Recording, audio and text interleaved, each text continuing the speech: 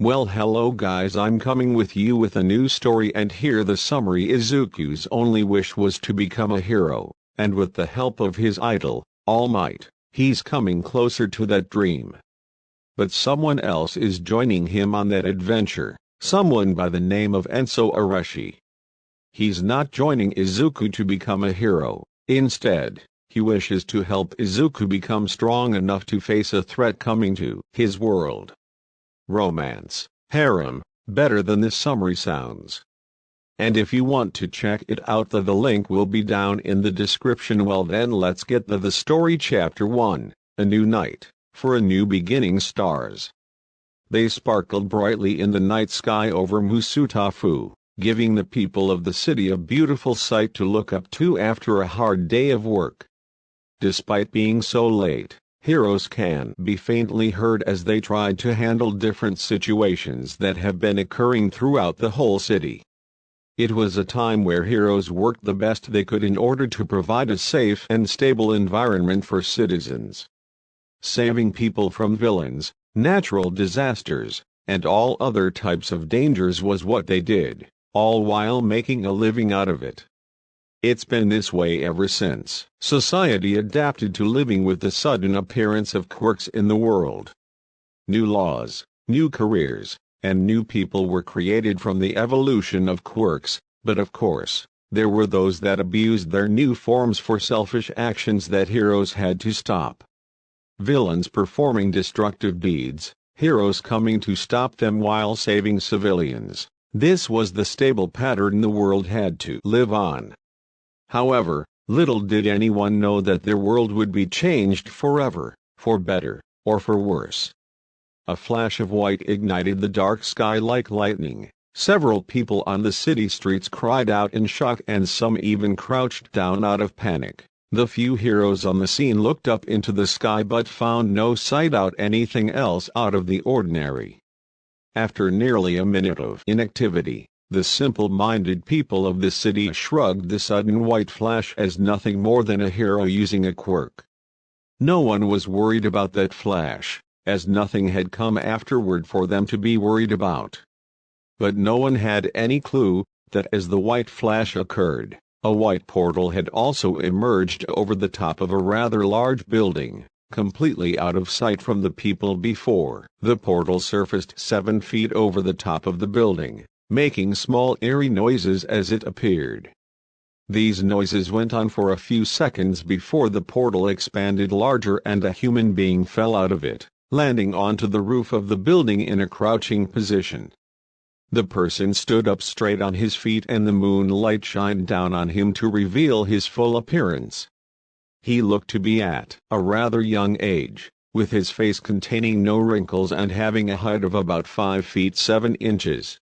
He wore a dark black business suit with golden buttons on it and a white collar shirt underneath it. He had black wingtip shoes and black socks to go along with it. But what really stood out about this person were the cold, emotionless red eyes that shined in the night, along with the long, flowing black hair that went down to his shoulders. His pale skin reflected the bright moonlight as he brushed himself off while keeping a note of the state of his body after his travel. Seeing nothing was wrong, he looked around at the area he was at and discovered that he was within a city, indicated by the tall buildings ahead and the vehicles driving down the streets below.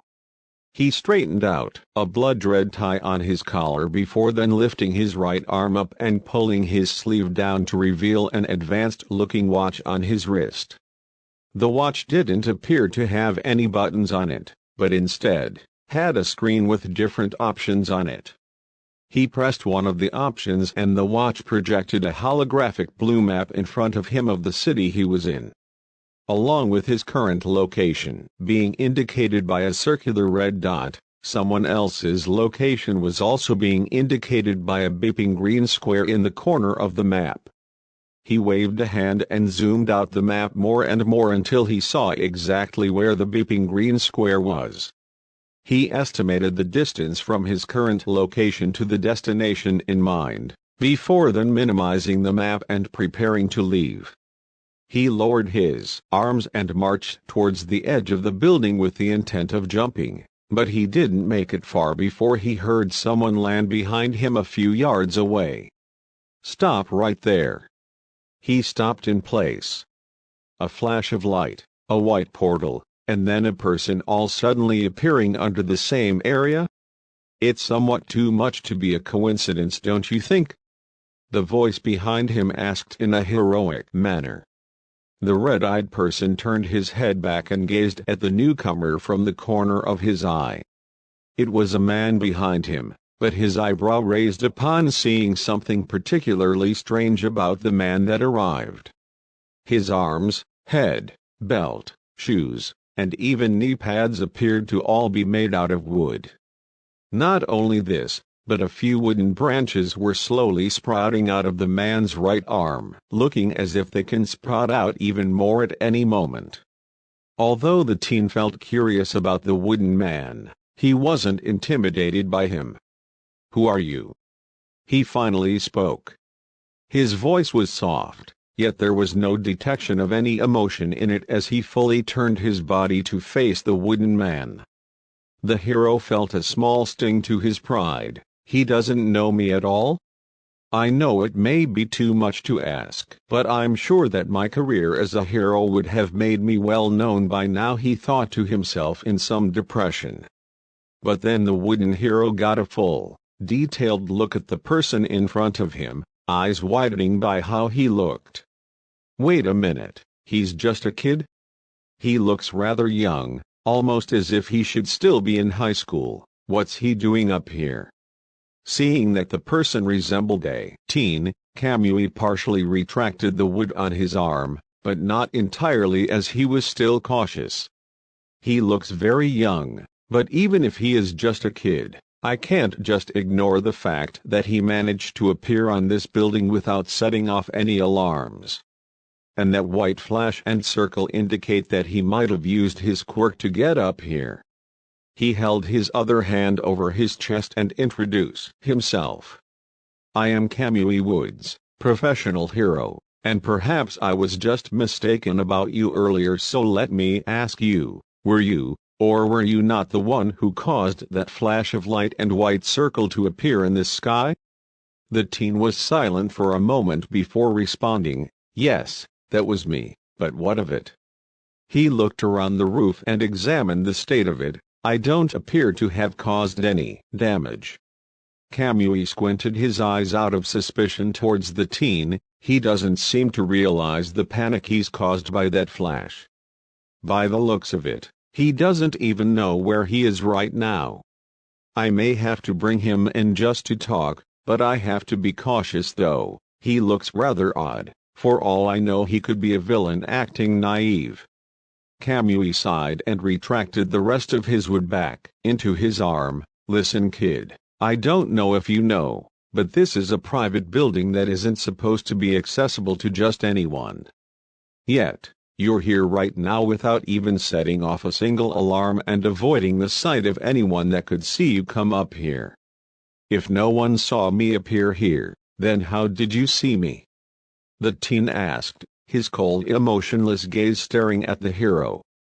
"I just happened to be traveling back by building before I saw a random white circle appear above here. If that wasn't strange enough, I saw someone come out of the circle." "Is that really a problem?" the teen asked, tilting his head to the side. "It's not a common thing, you know. So I'm afraid you'll have to come with me just so we can get things sorted out," Kamui said as he began taking steps towards the figure. The teen simply turned his back to Kamui and looked down at his watch. "Sorry, but I'm not wasting my time with you. I have to be somewhere." Hearing this, Kamui narrowed his eyes as he got closer. "It wasn't a request, kid. You're coming with me." He raised his right arm and stuck it out in preparation for capturing the person if he did resist, getting ready to sprout branches from them. However, right as he was getting near, the teen spun his head back to Kamui and his eyes flashed in an intimidating blood red. Kamui froze and his eyes widened from the look the person had in those eyes. The cold expression, it was the threatening look of someone who could kill in a single moment. Kamui felt his soul being stared upon, he felt it threatened. His whole body felt cold and he saw his life flash before his eyes. He's dangerous. Kamui didn't hesitate after that chill and thrust his right arm forward, expanding as much wood from it as he could in an attempt to surround and bind the teen. As the wooden branches neared him, the teen closed his eyes and simply let out a disappointed sigh. How predictable. In an instant he vanished from Kamui's eyes, leaving only a kick of dust behind as Kamui's branches passed through, missing him entirely. Kamui's eyes widened in shock. What the? He didn't finish as he heard a whoosh behind him. From the corner of his eye, he saw a shadow behind him with two red eyes glowing coldly. Too slow. The teen whispered in a menacing tone. He teleported. Is that his quirk? Kamui leaped away from him and gave more space between himself and his target as he landed farther away. I won't let you escape. He shouted as this time, he pointed both of his arms out and expanded out more wooden branches than before everywhere in front of him, giving no sign for the teen to be able to escape. He can't escape this. Kamui thought confidentially as the wood completely covered any sight of the person. The teen watched as the barrage of wood nearly enveloped him in a wave of the sword, but he simply opened his palm and something formed in it. How boring. In a split second, several sharp slashes were heard, echoing in the silent night. They occurred so fast that each slice was like a blinding white flash to Kamui's eyes. Huh? What just happened? Kamui had to blink several times for his mind to process what happened. He saw wood flying past him in all directions and looked ahead only to discover that the wood he emitted had been sliced apart nearly all the way up to his arms. Ahead of him was a menacing red aura and matching red eyes of the boy he had just attempted to capture. He looked as if he hadn't moved throughout the entire attack, yet in his hand was something new, a small dagger that Kamui hadn't seen there before. Impossible. In such a margin of time, he completely cut through my attack without even moving. Kamui's thoughts were halted when he felt a cold blade press against his throat, making him completely freeze. He blinked as his eyes looked down to find the person standing right in front of him with his dagger pressing up against his neck threateningly.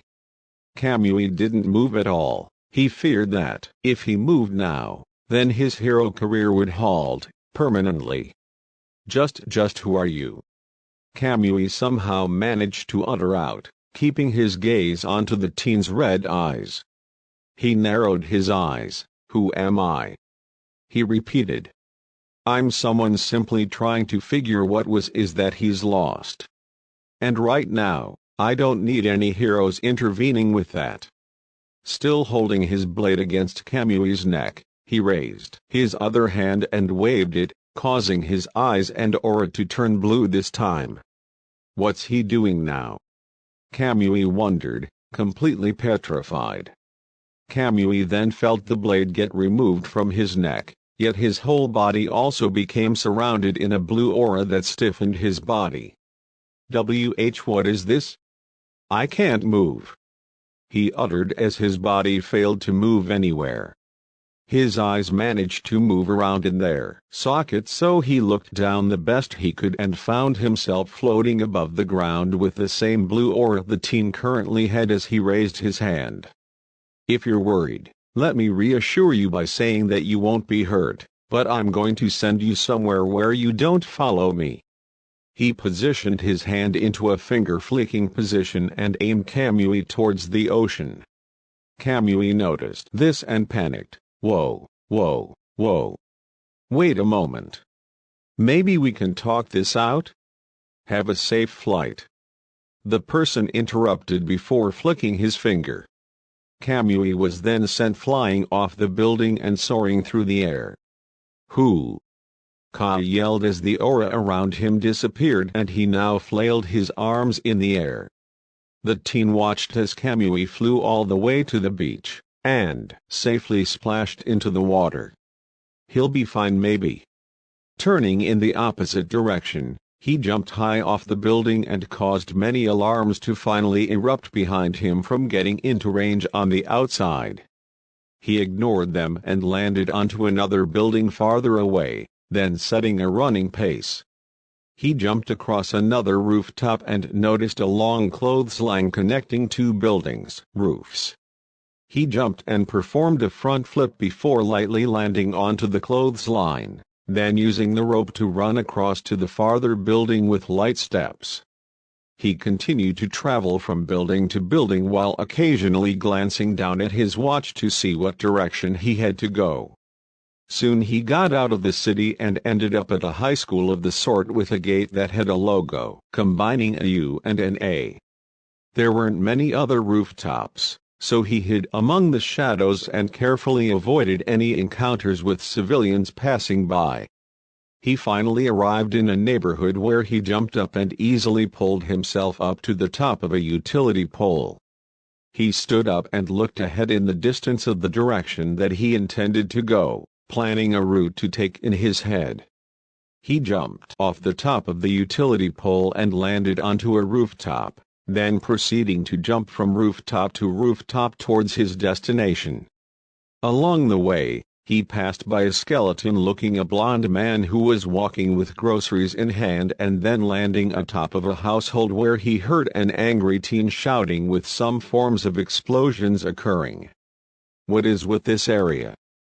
Perhaps I should look into more of these people to discover exactly what type of world I got myself into." In his traveling, he occasionally stopped by a house that still had their lights on and peeked inside out of curiosity. Nearly every house he witnessed had people demonstrating a special power of the sort. A frog-looking girl using her tongue to grab her sibling running. A purple-haired girl using an earphone jack to insert to her computer and listen, and there was even a brown-haired girl who was making some clothes float in her room as she organized them. Every power he saw was different in some way from the others, no two were the same. "This place isn't like the others," he thought as he hopped to another roof and continued making his way to his target. He looked down at the map and saw that he wasn't that far away from his destination. He landed on a tiled roof and glanced at the area ahead to see where would be the most likely place for his target to be. He saw an apartment complex and discovered that currently there was light coming from only one window, so he pressed something on his watch and scanned the entire building in order to find the exact location of his target. His watch beeped and gave him results. Conveniently, his target was within the one room of the apartment complex that had lights on. He leaped in the air once more and ran along another roof before jumping to an upper floor of the residence.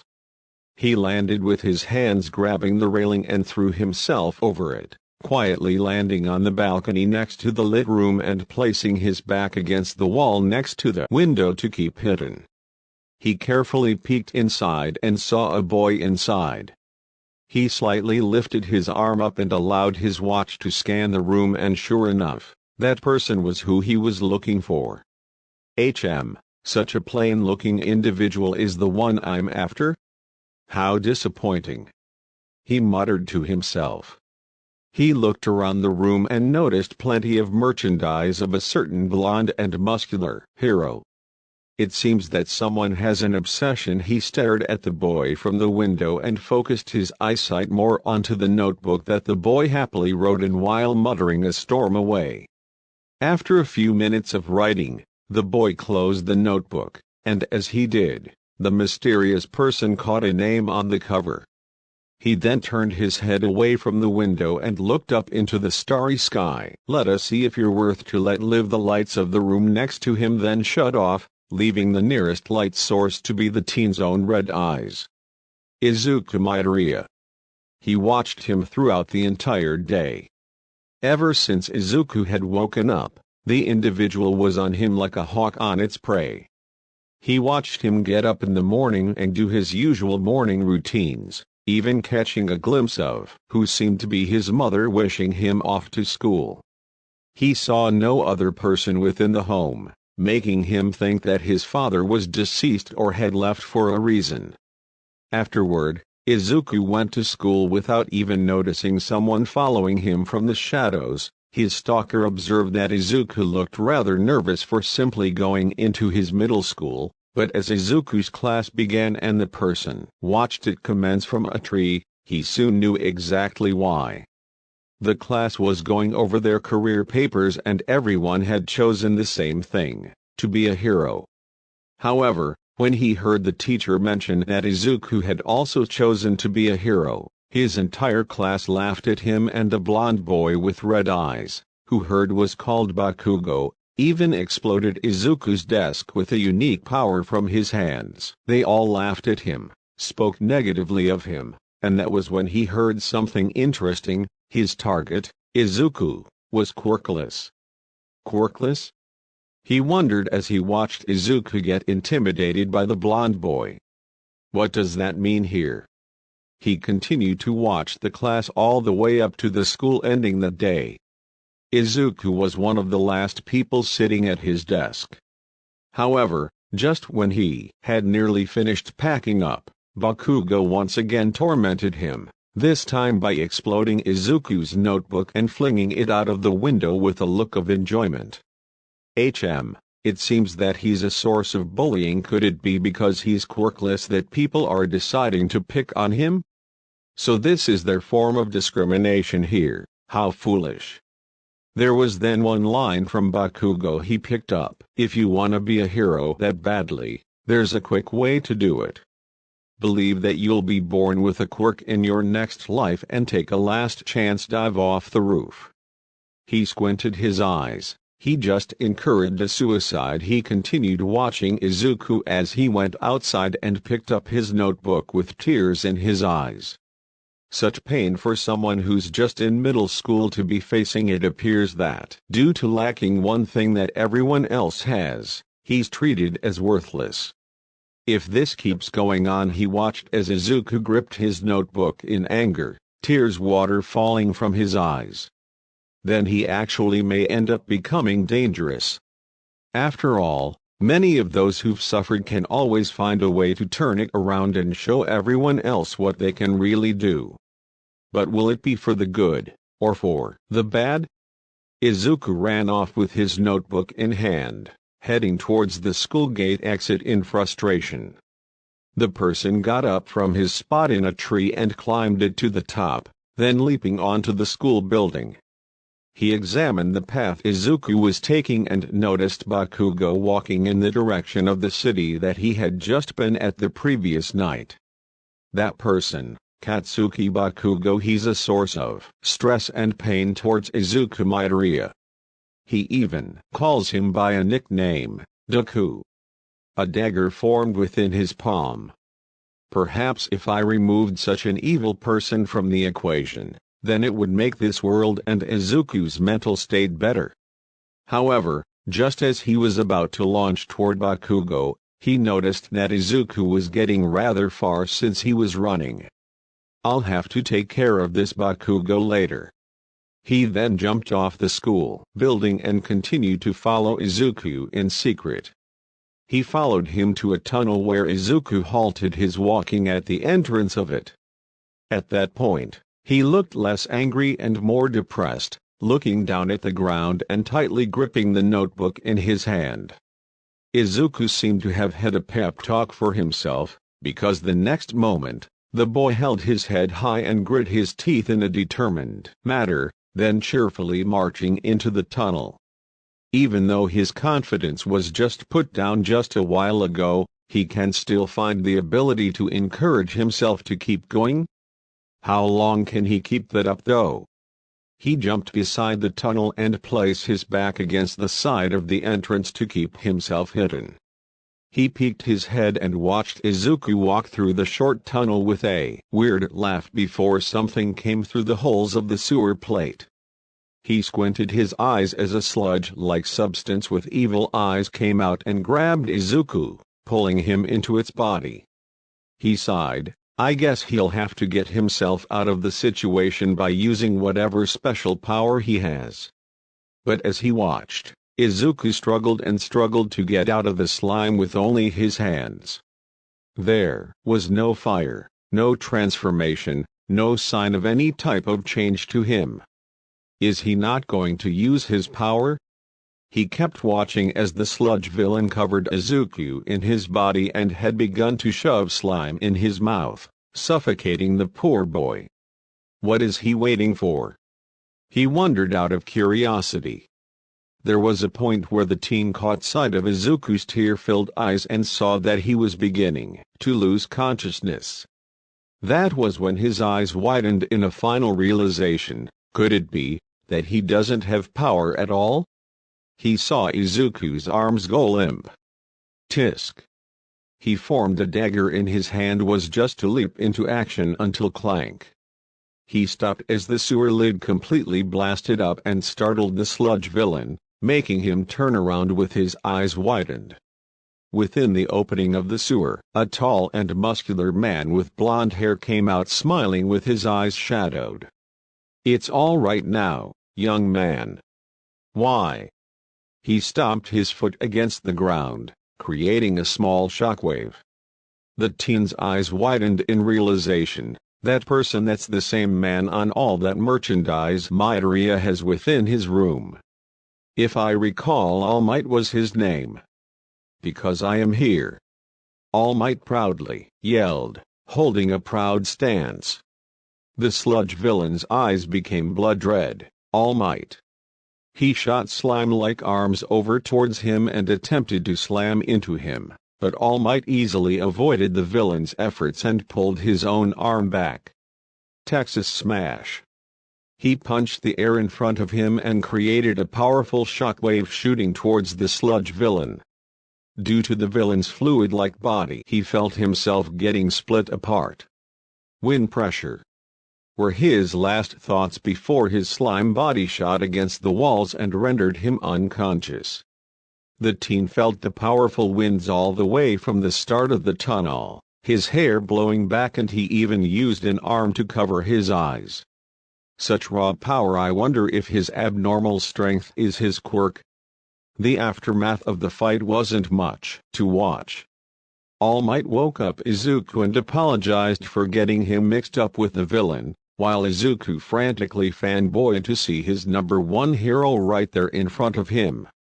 However, as All Might tried to leave, Izuku caught hold of his leg and blasted off into the air with a shockwave he left behind. What is that idiot thinking? He slightly fixed his long hair that was messed up from the shockwaves All Might caused. He then ran and jumped onto a few buildings to follow the duo. He was careful not to jump too high or risk being noticed by the hero while in the air, but he made sure to keep sight of them and keep up. He hopped along a shorter assortment of buildings while following All Might all the way up to the point where they stopped. Instead of also jumping atop of the same building the two stopped at, the person went into an alleyway on the side the building and looked up at the top. He saw a fire escape and easily climbed up it without making any noise, but the fire escape didn't reach all the way to the top of the roof. Once at the highest it could go, he jumped slightly upward and held onto the very edges of the roof and listened closely. Even if I don't have a quirk, can I become a hero? He heard Izuku asked anxiously. He raised an eyebrow as he listened. Can even someone without a quirk be like you? Izuku's voice sounded shaky. Out of curiosity, he pulled himself up so that his head barely peeked over the edge of the building and saw Izuku standing straight with his eyes closed while All Might coughed blood in his hand while steaming up. What's with him? A condition? After a few more moments passed, the teen's eyes widened to discover All Might turn into a skinny man. He's the same skeletal man that I saw last night while traveling. Obviously, Izuku freaked out when he saw this form of his hero, but All Might showed him an injury he got 5 years ago, one that caused him problems for his hero career and that only let him work up to 3 hours a day as a hero. His injury had been caused by a villain, but he said that he didn't wish to make the battle public so that he could continue saving people with a smile without worrying everyone. He then heard All Might sigh, "Pros are always risking their lives. I'm sorry, but I cannot simply say you can become a hero even without power. It's not that easy." Izuku looked mortified. He tilted his head and looked down at the ground with widened eyes. I see was all he could say. He focused his eyes on Izuku's heartbroken expression. Even the hero he looked up to for his entire life told him that he can't be a hero. If you want to help others, then you could also become a police officer. They're often teased because they get villains delivered to their doorstep, but that is also a fine occupation. All Might walk towards the stairs of the building, but before going down he said one last thing. It's not bad to dream, but also have to consider what's realistic, young man. After All Might disappeared, the person turned his head and looked to a weak-minded Izuku. Now what will you do now, Izuku Midoriya?" Izuku dropped his notebook on the ground and fell to his knees. A small, sad laugh was heard. "Why yeah, even a pro hero said so, as someone quirkless can't be a hero." How pitiful. It didn't take long for Izuku to finally get up and sadly go down the stairs. After he left, the person finally pulled himself atop of the building and thought about everything he's seen so far. So Izuku Midoriya, a young boy whose only wish in life is to become a hero, has had his dreams shattered. Due to being quirkless, his dream seemed more like a fantasy in the eyes of everyone he has ever met. Bullied and discriminated by anyone around him, no sign of any friends whatsoever, and being told repeatedly that he couldn't fulfill his dream had given a beating on his self-confidence. But now the question I'm wondering about him is he down over the edge of the building at Izuku walking with his down in depression? What path will